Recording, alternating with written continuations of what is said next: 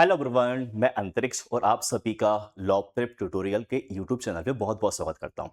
आज मैं एक ऐसे सेक्शन की बात करने वाला हूं जिसको देखकर क्लैट के मैक्सिमम स्टूडेंट डर जाते हैं या जिसको पढ़ना पसंद नहीं करते हैं। वैसे मेरे हिसाब से काफ़ी लोग समझ गए होंगे कि मैं किस सेक्शन की बात करने जा रहा हूँ। मैं बात कर रहा हूँ क्वांट सेक्शन की। अगर आप में से किसी को ऐसा लगता है कि सर मेरा मैथ्स वीक है, मुझसे मैथ्स नहीं बनता, या सर 10th के बाद मैंने कभी मैथ्स नहीं पढ़ा, या किसी को ऐसा लगता है कि मैं बिना क्वांट को सॉल्व किए या फिर मान लीजिए कि क्यूटी को स्किप करके भी क्लैट में आसानी से सिलेक्शन ले सकता हूँ, तो ये सेशन आप लोगों के लिए ही है। मैं यहाँ पे एक रोड मैप लेके आया हूँ जो कि क्लैट 2027 के लिए है। और यहाँ पे इस रोड मैप के थ्रू मैं आपको ये सिखाऊंगा या फिर मैं ये बताऊंगा कि आप आसानी से क्वांट सेक्शन में 12 में से 12 स्कोर कैसे कर सकते हो। जिस इस सेशन के खत्म होने तक आपको ये पता चल जाएगा कि क्वांट में ऐसे कौन से टॉपिक है जिनको पढ़ना है, कौन से ऐसे टॉपिक है जिनको बिल्कुल भी नहीं पढ़ना है, या 120 डेज का प्रिपरेशन प्लान क्या होना चाहिए, या डेली आप 25 मिनट भी देकर क्वांट में आसानी से स्कोर कैसे कर सकते हो। तो ये पूरा आपको इस सेशन में मिलने वाला है, ठीक है ना। तो जैसे हम बात करें क्वांट सेक्शन की, क्वांट सेक्शन में सबसे पहली बात तो ये कि इसमें 12 मार्क्स है। हाँ, इस सेक्शन को 12 मार्क्स देख के मत समझना। ये सेक्शन आप मान के चलना कि आपके जो टॉप एनएलयू है ना, उसका टिकट है। अगर मैं 12 मार्क्स लेके आता हूं तो नो डाउट कहीं ना कहीं मेरी रैंक इंप्रूव होगा। और रैंक इंप्रूव अगर होता है तो जो टॉप एनएलयूज है उनमें कहीं ना कहीं मेरा सिलेक्शन पक्का है। तो ध्यान रखना, 12 मार्क्स मत देखना, इसको समझना कि आपका टिकट है कहाँ का, टॉप एनएलयू का। और आप इसकी बात करेंगे sir, high return of investment है, ठीक है ना। मतलब मेरे कहने का मतलब ये है कि इसमें कम टाइम देकर भी इसमें कम टाइम देकर भी मैं ज्यादा से ज्यादा स्कोर कर सकता हूं, ठीक है ना। मतलब विथ 100% एक्यूरेसी कि अगर मैं 15 मिनट भी देता हूं, 12 या 30 मिनट भी देता हूं, तो हो सकता है कि सर मैं आसानी से 10 प्लस स्कोर कर पाऊं विथ 100% एक्यूरेसी। क्योंकि आप सॉल्व करेंगे, आपका आंसर सही है या नहीं ये केवल मैथ्स ही बता सकता है। बाकी सेक्शन में तो डाउटफुल हो सकता है, लेकिन मैथ्स में डाउट कभी नहीं आएगा कि मेरा आंसर करेक्ट है कि नहीं। अगर आपने सॉल्व किया, आपका आंसर करेक्ट है, तो ऑप्शन में दिखेगा। अगर नहीं दिख रहा तो इसका मतलब क्लियर है कि वो कहीं ना कहीं गलत है, ठीक है ना। और हाँ, क्वांट में ध्यान रखना कि आपको एडवांस मैथ्स नहीं पूछेगा। यहाँ पे कोई भी एडवांस मैथ्स नहीं आएगा, सिंपल आपका बेसिक मैथ्स आएगा। तो ध्यान रखना, क्वांट सेक्शन को इग्नोर करने की गलती मत करना। अगर आपने इसको इग्नोर कर दिया ना, तो ये मान के चलना कि आपने अपनी एनएलयू की सीट किसी और को गिफ्ट कर दिया। तो ऐसा मिस्टेक नहीं करना है। आपको क्वांट लगातार पढ़ते रहना है, प्रैक्टिस आपको करना है, ठीक है ना। हाँ, कुछ गलत फहमियां कुछ बच्चों के साथ जो होती है, उनको थोड़ा सा मैं दूर करना चाहूंगा कि आखिर वो गलत फहमी क्या है, ठीक है ना, रियलिटी क्या है, वो मैं आपको बताऊंगा। सबसे पहली गलत फहमी कि सर मेरा क्लास 10th के बाद मैथ नहीं था तो मुझसे नहीं हो सकता है। तो ऐसा कुछ भी नहीं है। आप कोई आईआईटी या जेईई का एग्जाम नहीं लिख रहे हो, आप क्लैट का एग्जाम लिख रहे हो, जिसमें 10th तक का ही मैथ्स पूछता है, बेसिक मैथ्स पूछता है। अगर वो बेसिक मैथ्स आप पढ़ लेते हैं, आप उसकी प्रैक्टिस आप कर लेते हैं, तो नो डाउट कहीं ना कहीं ये बन जाएगा। तो इस बात से बिल्कुल मत सोचो कि यार कि सर मेरा 10th के बाद मैथ्स नहीं है तो मुझसे नहीं हो सकता। नहीं, बिल्कुल हो सकता है, बस कोशिश आपको करना है। दूसरा ये कि सर अगर मैथ्स है तो मतलब मुझको बहुत सारे फॉर्मूले याद करना पड़ेगा, बहुत सारी कैलकुलेशन करना पड़ेगा। नहीं, ऐसा कुछ भी नहीं होगा। क्लैट में कोई फॉर्मूला रटने की जरूरत नहीं है, क्योंकि यहाँ पे फॉर्मूले बेस्ड क्वेश्चन नहीं आते हैं। यहाँ पे आता है डेटा इंटरप्रिटेशन, पैराग्राफ बेस। अगर वो डेटा इंटरप्रिटेशन को आप समझ गए, ठीक है, पैराग्राफ को आप समझे और वहां से डेटा फाइंड कर पा रहे हो, तो इसका मतलब मान के चलना क्वेश्चन आपसे आसानी से बन जाएगा। बहुत ज्यादा कैलकुलेशन नहीं आता, बहुत बेसिक लेवल का कैलकुलेशन आता है, ये थोड़ा ध्यान रखना, ठीक है ना। ठीक है सर, पढ़ना क्या है, ऐसे कौन कौन से टॉपिक हैं जिनको मैं बहुत अच्छे से पढ़ूं, किन पे मुझे ज्यादा ध्यान देना चाहिए ताकि मैं स्कोर अच्छे से कर पाऊं, मेरा मैथ्स में कहीं ना कहीं डर खत्म हो जाए, डेटा इंटरप्रिटेशन को बना पाऊं। तो अगर आप टॉपिक की बात करेंगे ना, तो क्लैट 2020 से लेके क्लैट 2026, लास्ट 7 ईयर्स में सबसे ज्यादा जो क्वेश्चन पूछा है ना, सबसे ज्यादा जो क्वेश्चन पूछा है वो आपसे पूछा है क्या, परसेंटेज, रेशो, एवरेज। इन 3 टॉपिक से सबसे ज्यादा क्वेश्चन पूछे गए हैं। और बिल्कुल चांस है कि जब आप क्लैट 2027 का एग्जाम जो दिसंबर में होने वाला है, जब लिखने जाओगे ना, बिल्कुल आप मान के चलना कि यहां से सबसे ज्यादा क्वेश्चन आपको फिर भी देखने को मिलेगा। मतलब चांसेस बिल्कुल है कि यहां से ज्यादा क्वेश्चन आएगा। और इन 3 टॉपिक का वेटेज आप समझ के चलना कि 90 to 95% है। और आप प्रीवियस के क्वेश्चन पेपर देखेंगे तो आपको सबसे ज्यादा इन्हीं टॉपिक के क्वेश्चन मिलेंगे। बाकी 5 to 10% जो रिमेनिंग टॉपिक बचा हुआ है, जैसे इनके अलावा सब प्रॉफिट एंड लॉस एग्जाम में 2 बार आ चुका है, बहुत ज्यादा वेटेज का नहीं आया, एक बार आई थिंक 1 नंबर का था, एक बार आई थिंक 2 नंबर का पूछा हुआ था। इसके अलावा सर सिंपल इंटरेस्ट पूछा जा चुका है, वो भी 2 बार ही पूछा हुआ है, और दोनों बार सर 1 1 मार्क का ही पूछा हुआ है। ठीक है, तीसरा टॉपिक इनके अलावा जो पूछा है परसेंटेज रेशियो एवरेज के अलावा, वो है मेंसुरेशन, जो वो पूछा था क्लैट 2020 में। हाँ 10 मार्क्स का था, लेकिन उसके बाद कभी रिपीट हुआ नहीं है। ठीक है ना, तो अदर टॉपिक जो हैं वो पूछे गए हैं, लेकिन बहुत कम पूछे गए हैं, बहुत कम वेटेज का पूछा हुआ है, और मुझे लगता है कि शायद रिमेनिंग जो टॉपिक है शायद वहां से उतने क्वेश्चन ना पूछे जाएं, पूछता भी है तो बहुत ही कम वेटेज का पूछा जाएगा। लेकिन हाँ, बाकी अगर बात करेंगे सर कौन से टॉपिक जो बहुत अच्छे से बनना चाहिए, तो परसेंटेज रेशियो एवरेज, ध्यान रखना इन 3 टॉपिक को बहुत अच्छे से समझिएगा। अब इसके बाद में कि सर 120 डेज बचा हुआ है, और 120 डेज का एक प्लान क्या होना चाहिए। कोई बच्चा का स्टार्ट कर रहा है प्रिपरेशन को, या अभी तक जिसने नहीं पढ़ा है कि सर मैंने क्वांट को तो साइड में कर दिया था और अब मैं पढ़ना चाहता हूं, तो क्या किस तरीके से लेके मैं चलूं। देखिए, तो जैसे मैं बात करता हूं अगस्त मंथ की, अगस्त मंथ में आप क्या कर सकते हो। अगस्त मंथ में आप ध्यान दे सकते हो कि परसेंटेज रेशो और एवरेज जो आपके बेसिक टॉपिक है, जहां से डेटा इंटरप्रिटेशन सबसे ज्यादा बन सकता है, या डेटा इंटरप्रिटेशन को सॉल्व करने के लिए सबसे ज्यादा जो टॉपिक यूज होते हैं, तो परसेंटेज रेशो एवरेज आप इन 3 टॉपिक को अच्छे से पढ़ना। और आप मेंटल मैथ्स, अच्छा मेंटल मैथ्स का मतलब है कि कैलकुलेशन पे काम करना, कि जल्दी जल्दी हम कैलकुलेट कर पाए। तो अगस्त के मंथ में आप ट्राई करना कि आप केवल इन्हीं 3 4 चीजों पे फोकस करें, बहुत ज्यादा नहीं सोचना है। परसेंटेज को अच्छे से पढ़ो, क्वेश्चन लगाइए, कंसेप्ट को स्ट्रॉन्ग करिए, ठीक है ना, रेशो अच्छे से करिए, एवरेज अच्छे से करिए, और कोशिश करो स्पीड को आप बढ़ा पाओ, उस पर आप काम करें। पूरा अगस्त मंथ आप इसी चीज पे फोकस करिएगा। फिर आप सितंबर पे आओगे, तो सितंबर में बस आपको करना क्या है कि ये बोलो केवल डेटा इंटरप्रिटेशन सॉल्व करना है, कि ये बोलो केवल डेटा इंटरप्रिटेशन, बहुत ज्यादा नहीं सोचूंगा मैं। ठीक है ना, मेरा पूरा फोकस जो है ओनली डेटा इंटरप्रिटेशन पर ही होना चाहिए, कि मैक्स टू मैक्स मैं डीआई सॉल्व कर लूं। जितना ज्यादा मैं डीआई सॉल्व करके रख लूंगा, अब मान के चलना कि आपसे क्वेश्चन उतने ज्यादा बनेंगे। प्रैक्टिस अच्छे से होना चाहिए, कोशिश करना सितंबर मंथ में मैं केवल डीआई पर फोकस करूं।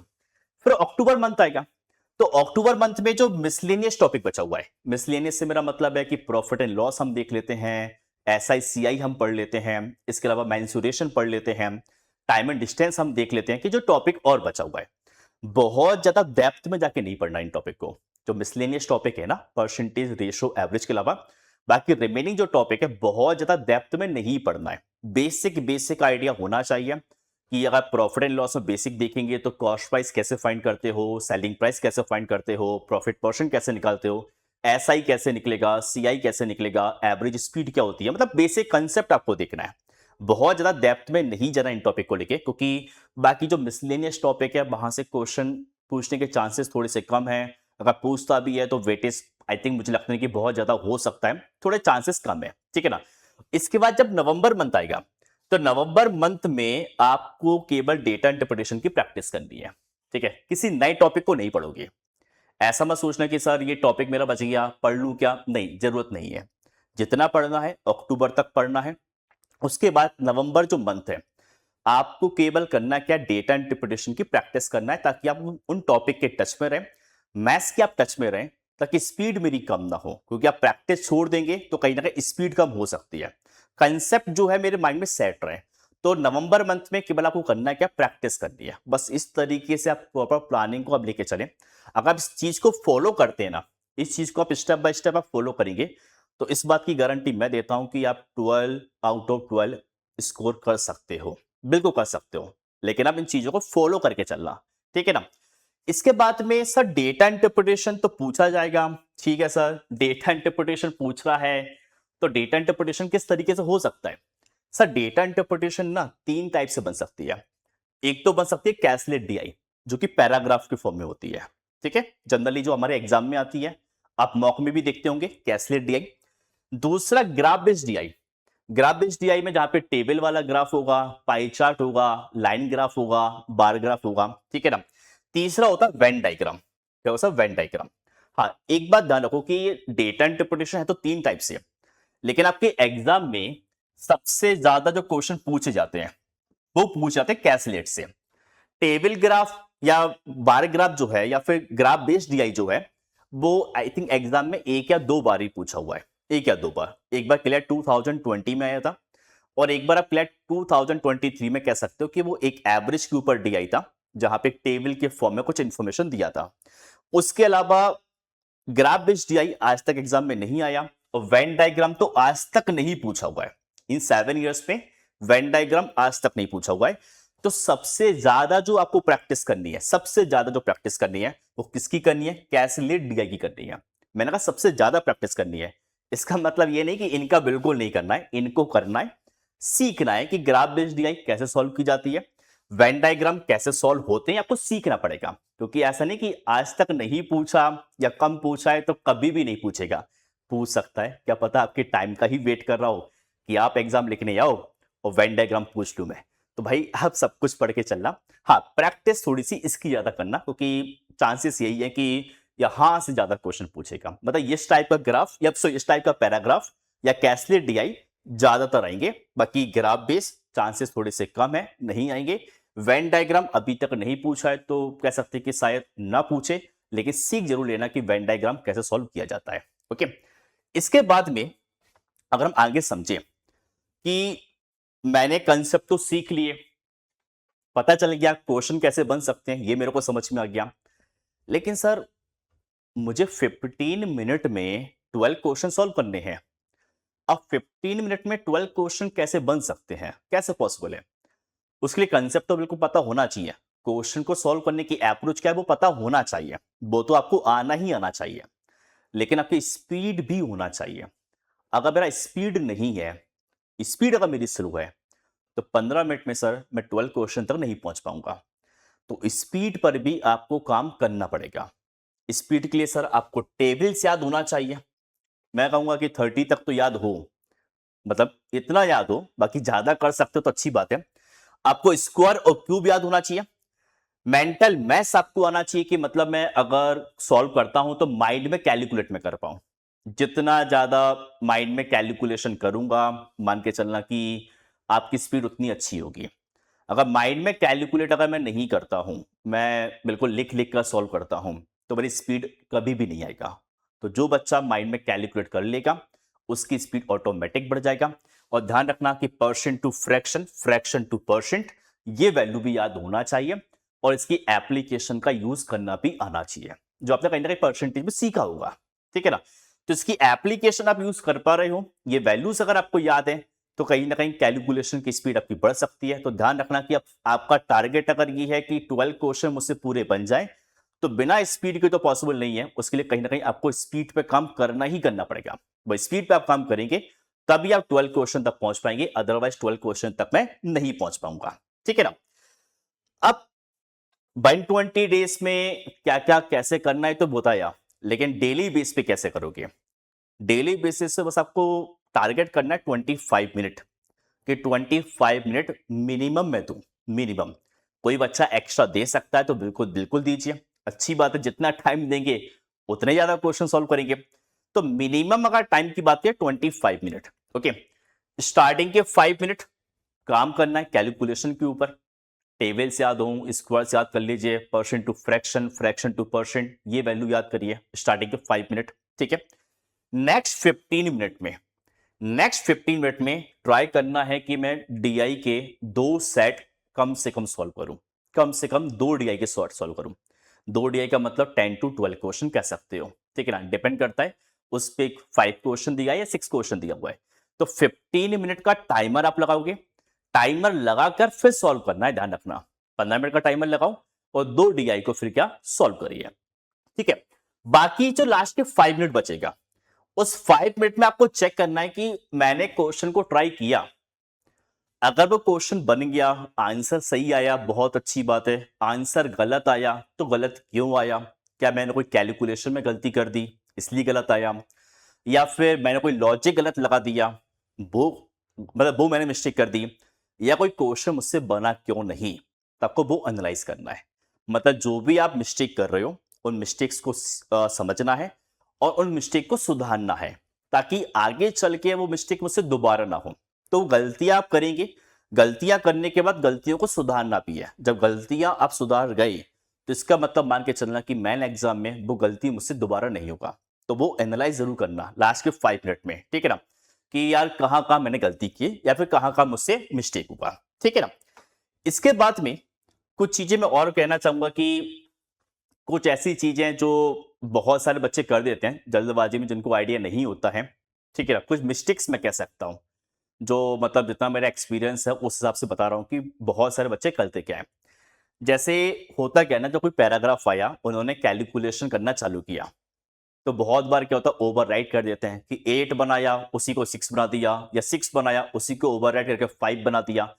बहुत मैसी सी कैलकुलेशन या बहुत मैसी सा रफ वर्क कर देते हैं, ताकि समझ में ही नहीं आ रहा है कि यार लिखा क्या है। मतलब खुद को ही समझ में नहीं आ रहा कि लिखा क्या है ना। तो बहुत मैसी सा रफ वर्क ना करो या बहुत मैसी सी इंफॉर्मेशन मत लिखिए। आपको मैं सिंपल सा एक अप्रोच बोलूंगा कि जो आपके पेपर के लास्ट के जो ब्लैंक पेज होते हैं, ट्राई करो कि आप उसको 4 सेक्शन में डिवाइड करो। 4 सेक्शन में डिवाइड करने के बाद एक सेक्शन जहां पे आप पैराग्राफ को पढ़ के टेबल को बनाओगे, वहां पे आपकी इंफॉर्मेशन नीट एंड क्लीन लिखा होना चाहिए कि आप बिल्कुल अच्छे से पढ़ पा रहे हो, पढ़ने में कोई दिक्कत नहीं आ रहा है। वहां गलती से कोई वैल्यू गलत लिखी होती है तो उसको काट के करेक्ट वैल्यू लिखना है, उसको ओवरराइट नहीं करना है। 4 सेक्शन में डिवाइड करो, एक जहां पे आप टेबल बनाओगे प्रॉपर तरीके से, बाकी जगह आप रफ काम के लिए कर सकते हो। ऐसा बिल्कुल मत करो कि पूरे पेज पे टेबल बनाओ। पूरे पेज पे टेबल आप बनाओगे, बहुत सारे स्पेस खराब होगा, जहां पे हम कैलकुलेट भी नहीं कर पा रहे हैं और मेरा यूज में भी नहीं आ रहा है। तो बेटर क्या, उसको आप 4 सेक्शन में डिवाइड करो। एक सेक्शन में आप प्रॉपर टेबल बनाओ, बाकी रिमेनिंग जो 3 सेक्शन बच रहा है आप उसमें कैलकुलेशन कर सकते हो, जो भी कैलकुलेशन वहां पे है। हाँ, टेबल बनाते समय ध्यान रखना कि इंफॉर्मेशन बहुत साफ सुथरे लिखा हो, नीट एंड क्लीन लिखा हो, ताकि कोई भी पढ़े तो समझ में आ जाए कि इसने क्या वैल्यू लिखा हुआ है, ठीक है ना। दूसरा गलती, ईगो पे मत लेना। ये ईगो उनके साथ हो सकता है जिनको लगता है मेरा मैथ्स बहुत अच्छा है या मेरा मैथ्स बहुत स्कोरिंग सब्जेक्ट है, उनके साथ ये प्रॉब्लम आ सकती है। और क्लैट 2023 में इस ईगो में बहुत सारे बच्चों का लॉस हुआ था, क्योंकि उस समय पे मैथ्स थोड़ा डिफिकल्ट आ गया था। और जिनको लग रहा था मेरा मैथ्स बहुत अच्छा है, उन्होंने सॉल्व करने की कोशिश की, टाइम बहुत ज़्यादा निकल गया। और टाइम बहुत ज़्यादा जब निकला तो फिर ऐसा हुआ कि सर वो उस चीज़ को कवर नहीं कर पाए, ठीक, कवर नहीं हो पाया। तो ये गलती नहीं करना। अगर लग रहा है कि क्वेश्चन डिफिकल्ट है, नहीं बन रहा है, मैंने थोड़ा टाइम दिया, 1 या 2 मिनट मैंने ट्राई किया, नहीं अगर समझ में आ रहा है तो क्वेश्चन को स्किप कर देना, घर जाके तुम देख लेना भाई, बाहर ट्राई कर लेना। वहां तुम अपने ईगो पे लेना, कुछ भी करना, लेकिन मेन एग्जाम में ईगो पे लेके मत आना। नहीं तो ऐसा ना हो कि दशरथ मांझी वाला डायलॉग मेरे को याद आ रहा है कि ऐसा डायलॉग है, जब तक तोड़ेंगे नहीं तब तक छोड़ेंगे नहीं। तो ऐसा बिल्कुल मत करना। आपको दशरथ मांझी बनने की जरूरत नहीं है, आप छोड़ देना भाई, ठीक है ना। उस केस में कहना कि ठीक है मैं तेरे को घर पे देखता हूँ, अभी समय थोड़ा ऐसा है कि मुझे छोड़ना पड़ेगा, बाकी बाद में आप जैसा करना कर लीजिएगा, लेकिन उस समय पे ईगो पे मत लीजिएगा। कैसलेट डीआई को इग्नोर मत करना, ये प्रैक्टिस सबसे ज्यादा करनी है। क्योंकि कुछ लोग करते क्या है कि सर मेरे को ग्राफ डीआई ज्यादा आसान लग रहा है तो वो ग्राफ ही ग्राफ सॉल्व कर रहा है, वेन डायग्राम ही सॉल्व कर रहा है। नहीं, कैसलेट डीआई को इग्नोर मत करना, इसको सबसे ज्यादा ट्राई करना। ट्राई सभी करने हैं, लेकिन हाँ कैसलेट डीआई को थोड़ा ज्यादा प्रैक्टिस करना, ठीक है ना। अब इसके बाद में कि सर अगर मैं क्लैट एग्जाम की बात कर रहा हूं, 12 मार्क्स की बात कर रहा हूं, जैसे मैं ऑलरेडी बोल चुका हूं कि 12 मार्क्स मतलब क्या है, टॉप एनएलयू का टिकट है, ठीक है ना। तो इसको इग्नोर मत करना। लास्ट में बस मैं यही बोलना चाहूंगा, क्लैट में क्यूटी डिफिकल्ट नहीं है, बस हमारी सोच थोड़ी ऐसा हो गया है कि मैं क्यूटी को इग्नोर कर रहा हूं, इग्नोर कर रहा हूं तो ही मुझसे नहीं बन रहा है। लेकिन जिस दिन मैंने इस सेक्शन को सीरियस ले लिया, जिस दिन मैंने सेक्शन को सीरियस लेना स्टार्ट कर दिया ना, उसी दिन से आपकी रैंक इंप्रूव होना चालू हो जाएगा। तो आप चाहते हो कि आपकी रैंक अच्छी हो, टॉप 500 में आपकी रैंक हो, तो आप इस सेक्शन को इंप्रूव मत सॉरी इस सेक्शन को आप बिल्कुल इग्नोर मत करना। इसको लगातार कोशिश करते रहिएगा, पढ़ते रहिएगा, और जो मैंने आपको 120 डेज का जो प्लान बना के दिया हुआ है आप उसको फॉलो करिए।